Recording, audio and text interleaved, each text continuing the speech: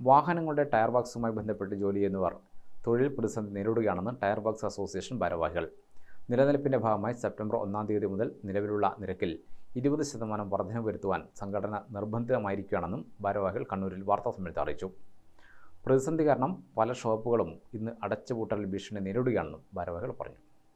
അതല്ലെങ്കിൽ വർഷങ്ങളോളം വിദേശ രാജ്യങ്ങളിലൊക്കെ പോയി കഷ്ടപ്പെട്ട് കുറച്ച് പൈസ സമ്പാദിച്ചിട്ടും ഒക്കെ വന്നിട്ടുള്ള ആളുകളാണ്. അവനവന്റെ നാട്ടിൽ ഒരു ഉപജീവന മാർഗം കണ്ടെത്തുക എന്ന ഉദ്ദേശത്തോടു കൂടിയാണ് ഞങ്ങളുടെ ആളുകൾ ഇത്തരം ടയർ വർക്ക്ഷോപ്പുകൾ തുടങ്ങിയിട്ടുള്ളത്.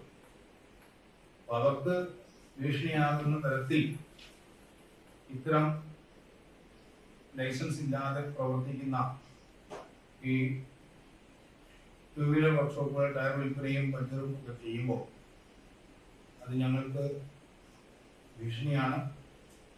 തീർച്ചയായിട്ടും ബന്ധപ്പെട്ട അധികാരികളുടെ ശ്രദ്ധയിലേക്ക് ഈ വിഷയം കൂടി കൊണ്ടുവരണം എന്ന ഉദ്ദേശം കൂടി.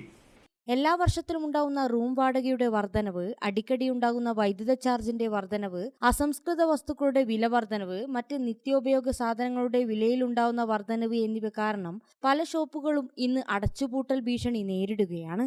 സ്വന്തമായി ഒരു തൊഴിൽ കണ്ടെത്തുക, അതോടൊപ്പം 1-2 ആളുകൾക്ക് തൊഴിൽ നൽകുക എന്ന സ്വപ്നവുമായി ഈ മേഖലയ്ക്ക് കടന്നു വന്നവരാണ് മേഖലയിലുള്ള പലരും. വൻതുക ലോൺ എടുത്തുമൊക്കെയാണ് പലരും ഈ മേഖലയിലേക്ക് കടന്നു വന്നിട്ടുള്ളത്.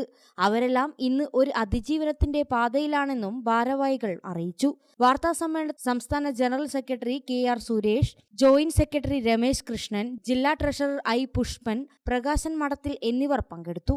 ഗ്രാമിക ന്യൂസ്, കണ്ണൂർ.